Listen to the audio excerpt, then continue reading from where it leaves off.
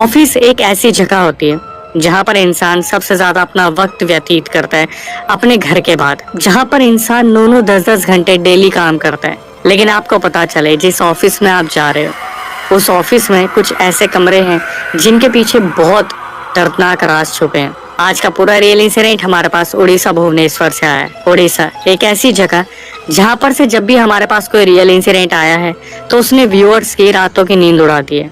और मैं बिल्कुल भी बताते हुए इसे नहीं कतरा रहा कि कितनी बार ऐसा हुआ है जब मैं ये रियल इंसिडेंट आपके सामने लेके आता हूँ और वो उड़ीसा से होता है तो मैं खुद बहुत ज्यादा शौक में चला जाता हूँ, क्योंकि उड़ीसा में ऐसी चीजें बहुत ज्यादा मिलती है जैसे अर्बन लेजेंड, या फिर अगर वहां से कोई काला जादू भी करता है तो वो उस लेवल का करता है कि सामने वाले इंसान की जिंदगी बर्बाद हो जाती है। खैर, आज के रियल इंसिडेंट पे आते हैं। आज का रियल इंसिडेंट हमें राजश्री ने शेयर किया है। राजश्री, जिनके साथ ये पूरा हादसा हुआ 2024 में। आगे बढ़ने से पहले इन्होंने अपने परिवार के बारे में बताया। इन्होंने बताया कि अक्षय भाई, मैंने 12th पास की थी अपनी। मेरे घर की तरफ से मेरे ऊपर कोई प्रेशर नहीं था। खैर, परिवार में इनके पापा, मम्मी, एक छोटे भाई। पापा इनके कॉन्ट्रैक्टर हैं तो पैसों की कभी कमी नहीं रही। खैर, 12th क्लियर करने के बाद इनके बड़े बड़े सपने थे। अपने पापा की तरह कुछ बड़ा करना था। इनके पापा ने हमेशा इन्हें सपोर्ट दिया। घर वालों की तरफ से कभी कोई दबाव नहीं था कि आपको ये करना है वो करना है। इनका सबसे पहला डिसीजन था 12th के बाद ये ओपन से जो है कॉलेज करेंगी और उस दौरान कुछ कोर्सेज करेंगी या फिर एक्सपीरियंस लेंगी और कुछ बड़ा इन्हें करना था। 2024 में जब ये 12th पास करती हैं तो इन्हें पता चलता है कि इनकी जो एक दोस्त है उनकी मम्मी रियल एस्टेट में काम करती है और उनकी मम्मी ने अपनी बेटी को, मतलब इनकी दोस्त को भी उस ऑफिस में लगवा लिया है। इस टाइम पर राजश्री के लिए ये इम्पोर्टेंट था कि वो एक्सपीरियंस लें। उन्होंने ऑलरेडी ओपन से कॉलेज करने के बारे में सोच रखा था, तो उन्होंने फैसला लिया कि वो आंटी जी से बात करेंगे जिन्होंने अपनी बेटी को उस ऑफिस में लगवाया जो कि रियल एस्टेट का ऑफिस था। राजश्री ने आंटी जी से बात की कि मैं उस ऑफिस में काम करना चाहती हूँ, कुछ एक्सपीरियंस लेना चाहती हूँ, और उन आंटी ने हाँ बोल दिया। हालांकि उस ऑफिस में बाहर के लोगों की ज्यादा एंट्री नहीं थी, मतलब बहुत बड़ा ऑफिस नहीं था, एक फ्लोर का ऑफिस था, लेकिन काफी कम टाइम में उस ऑफिस ने काफी प्रगति पा ली थी, मतलब सक्सेस काफी जल्दी मिल गई थी उस ऑफिस को। तो राजश्री ने उन आंटी से बात की, उन आंटी ने हाँ बोल दिया और अपने ऑफिस में बात कर ली, और ऑफिस से भी इस चीज के लिए हाँ बोल दिया गया कि ठीक है, अगर कोई एम्प्लॉय ज्वाइन करना चाहता है एक्सपीरियंस के लिए या फिर वो आगे तक भी हमारे साथ जुड़ना चाहता है तो कोई दिक्कत नहीं है। अब सबसे बड़ा जो स्ट्रगल था, जो मुद्दा था जिससे राजश्री को डील करनी थी, वो थी फैमिली के आर्ग्यूमेंट। इन्होंने अपनी फैमिली में ये चीज बताई कि मैं एक्सपीरियंस के लिए कहीं पे काम करना चाहती हूँ, और इनके पापा ने छूटते ही मना कर दिया। इनके पापा ने इन्हें समझाया कि बेटा, अभी तुमने जस्ट 12th क्लियर की है, 12th क्लियर करने के बाद तुम्हें आगे की एजुकेशन पर ध्यान देना चाहिए। मम्मी से बात करने पर भी इनकी यही बात हुई। दोनों ने इन्हें खूब समझाने की कोशिश की कि अभी बहुत लाइफ पड़ी है, तुम्हारे पास कोई पैसे की कमी नहीं है, तुम पर कोई दबाव नहीं है, तो तुम क्यों इस बारे में सोच रहे हो। राजश्री ने अपनी मम्मी पापा से बात की इस बारे में दोबारा कि मैं उस ऑफिस को ज्वाइन करना चाहती हूँ, मैं वर्क एक्सपीरियंस लेना चाहती हूँ, मैं देखना चाहती हूँ कि ऑफिस कैसे काम करते हैं। बहुत ज्यादा लड़ाई झगड़ों के बाद राजश्री को परमिशन मिलती है और राजश्री सीधा पहुंच जाती है इंटरव्यू के लिए। जब ये वहाँ पे इंटरव्यू के लिए जाती हैं तो इन्हें पता चलता है कि इंटरव्यू तो इनका ऑलरेडी क्लियर हो चुका है, इनकी मार्कशीट वगैरह जा चुकी है, और जो ऑफिस ओनर है और जो वहाँ पर अकाउंटेंट है, जो जनरल मैनेजर है, वहाँ पर सब फैमिली की तरह रहते थे और सबने इस चीज का डिसीजन लिया था कि राजश्री वहाँ पर काम करेगी। राजश्री की जो फ्रेंड थी, उनकी जो मम्मी थी, वो यहाँ पर काफी टाइम से काम कर रही थी, ना ही सैलरी में कभी दिक्कत हुई थी और ना ऑफिस में कोई दिक्कत हुई थी। लेकिन राजश्री ने जब पहले दिन यहाँ पर एंट्री ली तो राजश्री को उस ऑफिस से बहुत नेगेटिव वाइब्स आई। सबसे पहली चीज कि वहाँ पर जो अकाउंटेंट थी और जो ऑनर थे वो दोनों ही वहाँ पर नहीं थे, और राजश्री को ये चीज अजीब सी खा रही थी कि इंट्रोडक्शन नहीं हुआ। अभी तक इन्होंने किसी चीज के बारे में अच्छे से जाना नहीं है, ना ही ये वहाँ पर अभी खुल पा रही थी। इन्हें 2-3 दिन लग गए वहाँ पर खुलते हुए। ये रोज जाती, अपनी दोस्त के साथ बैठती, सेल्स के बारे में सीखती, जनरल मैनेजर से मिलती, वहाँ पर सेल्स की इनकी ट्रेनिंग होती, और रोज इन्हें बताया जाता कि ऐसे इस कंपनी में काम होता है। जब इन्होंने इंटरेस्ट दिखाना स्टार्ट करा तो इन्हें पता चला कि ये ऑफिस 6 महीने पहले खुला था और 6 महीने में काफी तरक्की पा ली इस ऑफिस ने। लेकिन जो एक सबसे बड़ा सवाल था कि ऑनर और अकाउंटेंट आ क्यों नहीं रहे थे। जब ये उस ऑफिस के बारे में और पता करना शुरू करती हैं तो राजश्री को पता चलता है कि जो ऑनर है और जो अकाउंटेंट है अकाउंटेंट एक लड़की है जो उनकी गर्लफ्रेंड है। ये दोनों साथ में रहते हैं, दोनों अलग अलग स्टेट से बिलोंग करते हैं, लेकिन अभी ये उड़ीसा भुवनेश्वर में कहीं रेंट पे रह रहे हैं, जहाँ पर अक्सर पार्टी भी हुआ करती थी। तो अभी ऐसा हो रहा था कि पिछले 3-4 दिन से ना ही ओनर वहाँ पे थे, ना ही अकाउंटेंट वहाँ पे आ रही थी। और फाइनली वो दिन आता है, चौथा 5वां दिन, जब ऑफिस में ओनर और अकाउंटेंट दोनों आते हैं। और उनका जो रवैया था वो राजश्री के सर के ऊपर से चला गया। राजश्री ने इस चीज को अनुभव किया, उन्होंने ऑब्जर्व किया कि जब अकाउंटेंट और ओनर गेट से अंदर आए तो उन्होंने पूरे फ्लोर की तरफ देखा और राजश्री को देखने के बाद एक अजीब सी लुक दी। खैर, राजश्री ने इस चीज को दिल पे नहीं लगाया, क्योंकि उन्हें पता था कि अभी इंट्रोडक्शन हुआ नहीं है। तो ये जाके सीधा अपने कैबिन में बैठते हैं ओनर, और अकाउंटेंट भी वहीं चली जाती है। जनरल मैनेजर को बुलाया जाता है, उन आंटी को बुलाया जाता है जो वहां पर काफी टाइम से सेल्स में काम कर रही थी, और फिर बुलाया जाता है राजश्री को। राजश्री जब कैबिन में जाती है तो वहां पर जो ओनर बैठे थे और जो अकाउंटेंट बैठी थी वो अजीब सी लुक देते हैं, और राजश्री वहां पर काफी घबरा गई थी, क्योंकि राजश्री का ये पहला इंटरेक्शन था। राजश्री मन में ये सोचने लग रही थी कि मैंने कोई गलती तो नहीं कर दी, मतलब मैंने गलत ड्रेसअप पहना है, या मैं काम नहीं सीख पा रही, कुछ गलत इन्फॉर्मेशन तो नहीं चली गई है। तभी अचानक से उन्हें पता चलता है कि उनके साथ प्रैंक हो रहा था, उनके साथ मस्ती हो रही थी, और सब हंसने लग जाते हैं। तो उस टाइम पर राजश्री थोड़ी सी कंफर्टेबल होती है। राजश्री ने अपना इंट्रो दिया ऑनर को, हालांकि इस बारे में सब कुछ पता ही था। इन्होंने 1-2 दिन ऑनर और अकाउंटेंट के सामने काम किया, उसके बाद फिर अजीब सी चीज हुई। अकाउंटेंट और ऑनर फिर दोबारा गायब हो गए। 2-3 दिन के लिए ऐसा हुआ कि जो अकाउंटेंट और ऑनर थे वो दोनों नहीं आए। अब ऑफिस में अजीब अजीब सी बातें हुआ करती थी, कि ऑफिस में अजीब अजीब सी चीजें होती रहती हैं। मतलब एक कमरा है, उस कमरे को ज्यादातर बंद रखा जाता था, और स्टाफ के अलग अलग मेंबर को उस कमरे में पूजा करने के लिए भेजा जाता था। बार बार ये बोला जाता था कि जाकर वहां पे दिया लगा दो। एक बार बारी आई राजश्री की, राजश्री को बोला गया कि जाकर आप दिया लगा दो उस कमरे में। राजश्री जब वहां पर पहली बार अकेली गई थी तो उनकी रूह कांप गई। उन्हें इतनी ज्यादा उस कमरे से नेगेटिव वाइब आई, वो वापस आती हैं, अपनी दोस्त को बोलती हैं और उनके साथ जाती हैं। अभी रिस्पॉन्सिबिलिटी राजश्री और उनकी दोस्त को मिल गई थी, और ये हमेशा दोनों एक साथ ही जाते थे। ऐसा क्या था उस कमरे में जो राजश्री को सता रहा था? इसके बाद राजश्री ने बताया कि अक्षय भाई, मुझे यहाँ पे ज्वाइन करे 10-12 दिन तो हो गए थे, और प्रोसेस को मैं बहुत अच्छे से सीख रही थी, लेकिन इसके बाद क्या हुआ, 2-3 दिन के लिए वहां पर जो काम वाली आंटी थी वो भी गायब हो गई। अब वहां पर 8-10 जनों का स्टाफ था, जिसमें धीरे धीरे मेंबर्स गायब होने लग रहे हैं, और ऑफिस जैसे जैसे शाम होना शुरू होती थी वैसे वैसे वहां पर बहुत ज्यादा डर लगने लगता था। राशि ने इस चीज को मेंशन किया कि मुझे वैसे ही उस ऑफिस में से बहुत नेगेटिव वाइब्स आती थी, और फिर ऑफिस में अजीब अजीब सी बातें उठना कि कुछ तो होता है, कुछ तो होता है, इस ऑफिस में कुछ तो है जो बहुत ही अजीब है। लेकिन राजश्री तक कोई भी बात क्लियरली नहीं आ पाती थी। इन्होंने अपनी दोस्त से पूछा कि बहन, ये ऑनर और अकाउंटेंट जाते कहाँ हैं, और आंटी भी नहीं आ रही है। तो कोई भी क्लियरली जवाब नहीं मिला।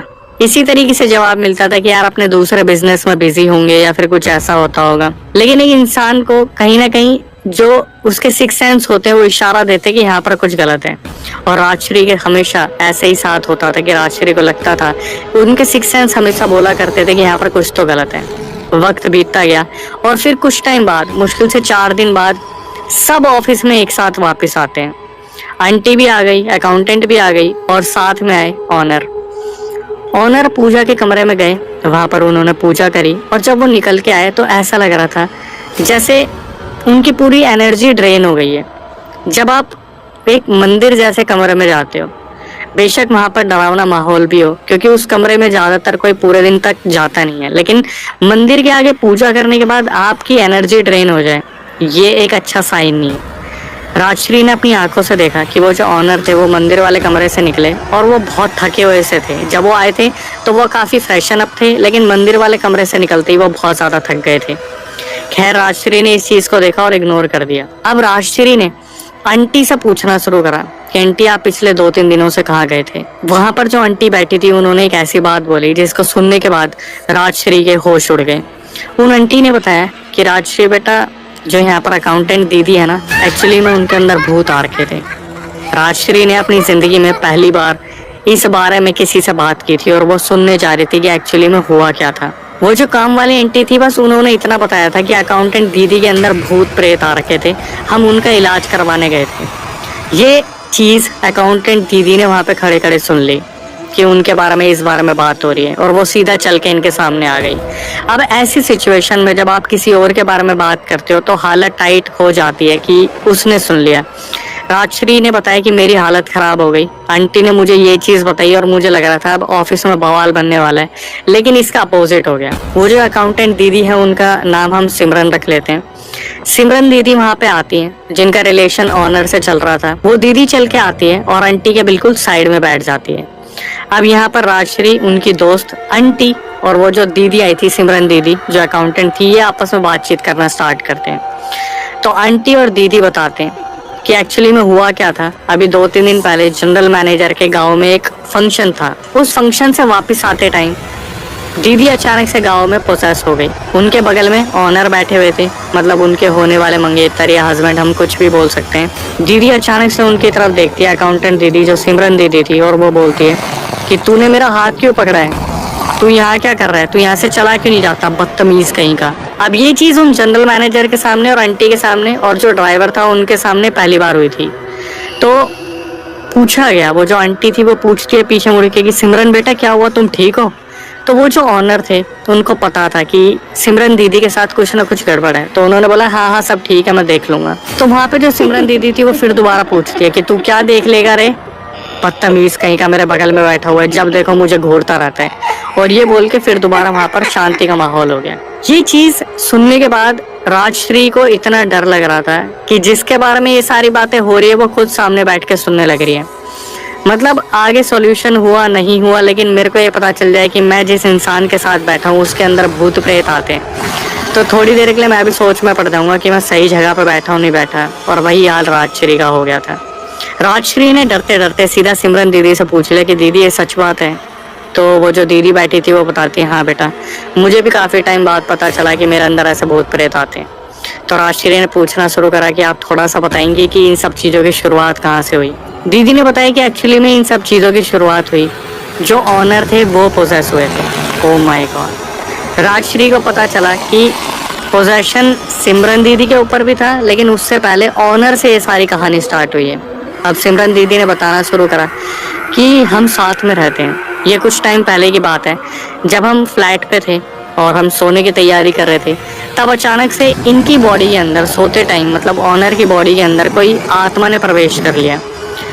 और वो जो आत्मा आई थी वो किसी औरत की आत्मा थी, और उससे सिमरन दीदी की बहस हो गई। मतलब सिमरन दीदी जो थी शुरू से ही काफी स्ट्रिक्ट थी इन सब चीजों को लेके, और उनके साथ शायद पहले भी कुछ हुआ था जिस वजह से वो अपने साथ एक ताबीज रखा करती थी, जिस वजह से सिमरन दीदी के ऊपर कभी कोई अटैक नहीं हुआ। लेकिन अब हो चुका था, तो वो सारी कहानी अब मैं आपके सामने रखने वाला हूँ। सिमरन दीदी ने बताया जिस फ्लैट में हम रहते थे, हम सोने की तैयारी कर रहे थे और इनके अंदर अचानक से कोई आत्मा आ गई, और वो जो आत्मा आई वो सिमरन दीदी से बहस करने लगी, बार बार बोलने लगी कि इसे कोई नहीं बचा पाएगा, इसे मैं लेके जाऊंगी, तो चिंता मत कर, तू भी नहीं बचा पाएगी। और गुस्से में क्या हुआ, सिमरन दीदी ने खींच के चाटा मारा।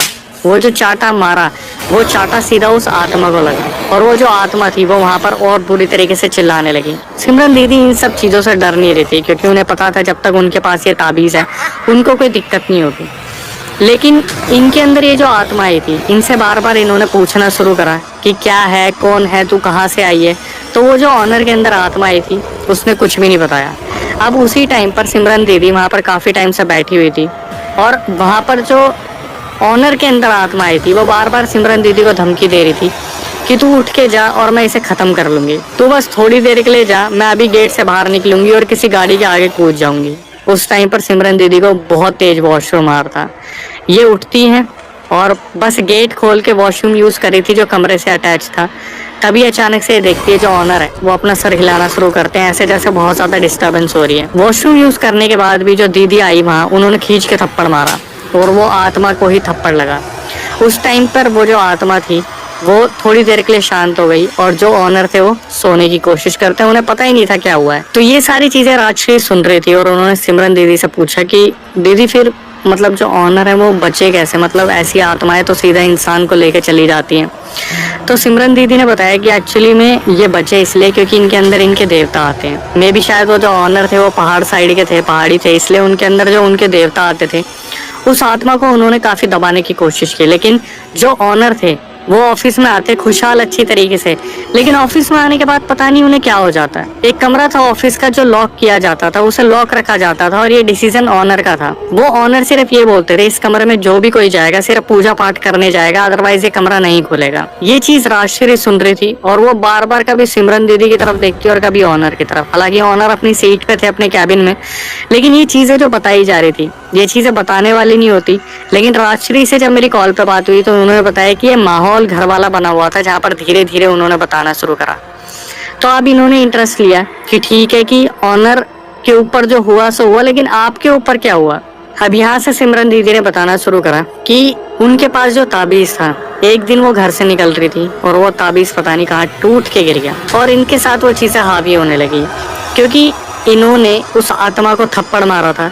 तो वो आत्मा इस तरीके से ऑनर के शरीर को छोड़ के इनके अंदर गई कि इन्हें पता ही नहीं चला कि इनके साथ हो क्या रहा है। और ऐसा हुआ करता था जो काफी डरावना था कि सारा का सारा ऑफिस स्टाफ जब चला जाता था तो दीदी के अंदर अचानक से कोई आत्मा आ जाती थी और उन्हें भी ये चीज पता नहीं थी कि उनके साथ हो क्या रहा है। जब जो ऑनर थे वो बोलते थे कि चले, तो सामने से आवाज आती थी बदतमीज, मेरे को लेके जाएगा अपने साथ, तेरे साथ जाऊंगी मैं। ये सुनने के बाद ऑनर एकदम से कांपने लगे कि इस सिमरन के अंदर क्या आ गया।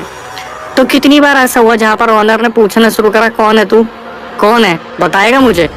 तो वहां पर सिमरन दीदी के अंदर जो आत्मा होती थी वो बोलती थी कि मेरा नाम रितु है और फिर उसने अपनी कहानी बताई। जो रितु आई थी एक्चुअली में वो भी उड़ीसा भुवनेश्वर की थी और वो कहीं पर काम किया करती थी ऑफिस में आज से 20 साल पहले। एक रास्ते से शाम को वो वापिस आ रही थी और वहां पर कुछ लोगों ने रितु को चलते चलते पीछे से किडनैप किया और उसके साथ दुष्कर्म किया और फिर एक लोकेशन पे ले जाकर उसे मार दिया। रितु के जो घर वाले थे वो उसका इंतजार कर रहे थे। रितु अपने घर तक कभी पहुंचे नहीं। घर वाले बुरी तरीके से रोने लगे क्योंकि रितु के मम्मी पापा बहुत कमजोर दिल के थे रितु को लेके। रितु ने ये सारी चीजें तब बताई थी जब ये लोग एक बाबा के पास पहुंचे थे और वो चीज भी मैं आगे आपको बताऊंगा। रितु ने बताया था कि मैं एक ऐसी आत्मा थी जो अपने माँ बाप को रोते देखती थी डेली, लेकिन फिर भी मैं अपने माँ बाप के सामने तो रहती थी। एक तांत्रिक ने मुझे सिद्ध कर लिया, वो एक बहुत बुरा तांत्रिक था और उसने उठा के मुझे ऑनर के ऊपर भेज दिया। तो जब सिमरन ने मुझे थप्पड़ मारा तो वो जो ताबीज टूटा था, मैं बहुत सारी आत्माओं को बुलाकर सीधा सिमरन के शरीर में आ गई। मतलब सिमरन के शरीर में जो रितु नाम की आत्मा थी उसने अपना सच बताया। लेकिन ये लोग कब पहुंचे उस बाबा के पास, अब हम आते इस बात पे। ये बात थी जब मैंने आपको बताया कि जो जनरल मैनेजर थे उनके गाँव में एक फंक्शन था और वहाँ पर ये सब गए थे, जहाँ पर ड्राइवर, जनरल मैनेजर, आंटी और जो ऑनर थे, अकाउंटेंट थे, ये सब गए थे। और वापस आते टाइम सिमरन अचानक से पोजेस हो गई थी। तो फिर जो गाड़ी में उल्टा बोलना शुरू हुआ था कि ऑनर से उल्टा बोला जा रहा है कि बदतमीज तू मेरी तरफ से क्या देख रहे हैं, वो दूसरों के लिए नया था लेकिन ऑनर के लिए सब कुछ पुराना था। मतलब ऑनर को पहले ही पता चल गया था कि सिमरन पोजेस्ड है, सिमरन के अंदर रितु नाम की आत्मा आती है। यहाँ से ये सीधा ऑफिस ना आके जयपुर चले गए और वहां पर एक बाबा से मिले। वहां पर से खुली वो सच्चाई जो कि इतनी डराने वाली थी कि ऑफिस के अंदर ही एक ऐसा इंसान बैठा था जो इन सब चीजों को अंजाम दे रहा था, लेकिन ये चीज किसी को मालूम नहीं थी। जब ये जयपुर पहुंचते हैं तो वहां पर बाबा इन्हें बताते हैं कि तुम्हारे एक पार्टनर है जो तुम्हारे ही घर में रहते हैं, एक इन्वेस्टर जो 70 साल का था और ऑनर जो कि 30 साल का था। वो जो इन्वेस्टर था वो इस चीज को देख रहा था कि उसका इन्वेस्टमेंट जो परसेंटेज था वो बहुत कम था और 6 महीने के अंदर इस ऑनर ने बहुत ज्यादा प्रगति पा ली थी। और उन्हें ऐसा लगता था कि जो अकाउंटेंट है जिनसे इनका अफेयर चल रहा है, जो इनकी गर्लफ्रेंड है, होने वाली मंगेतर या पत्नी कुछ भी बोल सकते हैं, उसके पैर बहुत अच्छे हैं। जब से उन्होंने इस ऑफिस में कदम रखा है तब से ऑफिस व्यारा न्यारा हो गया। हुआ क्या, उसने क्या करा, वो जो 70 साल का 60 साल का जो इंसान था, जो इन्वेस्टर था, जो इन्हीं के साथ रहता था, वो गया एक तांत्रिक के पास और उस तांत्रिक से कुछ टोटके का सामान लेके आया। अब जो ऑनर थे उन्हें लेमन टी काफी पसंद थी, उन्हें एक नया चस्का लगा था लेमन टी का, तो वो लेमन टी हर 1-2 घंटे में पिया करते थे। तो एक दिन जब उन्होंने लेमन टी मंगवाई तो आंटी शायद काम से बाहर गई हुई थी, तो वो जो इन्वेस्टर था वो बोलता है कि मैं लेके आता हूँ, और ऑफिस में वो लेमन टी लेके आया और उसके अंदर टोटका डाल दिया, जिस टोटके में बहुत सारी आत्माएं थी तांत्रिक की बांधी हुई।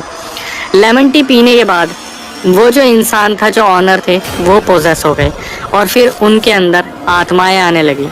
लेकिन उनके जो देवता आते थे, उन देवताओं ने बहुत हद तक ऑनर के अंदर की जो आत्माएं थी उन्हें दबाना शुरू करा। लेकिन फिर भी सिमरन के साथ जब ये सोने जाते थे तो कभी कभी ये पोजेस हो जाते थे, और जो आत्मा होती थी, जो फीमेल स्पिरिट थी, वो यही धमकी देती थी कि मैं इसे गाड़ी के आगे ले जाके कुदवा दूंगी और इसे कोई नहीं बचा पाएगा।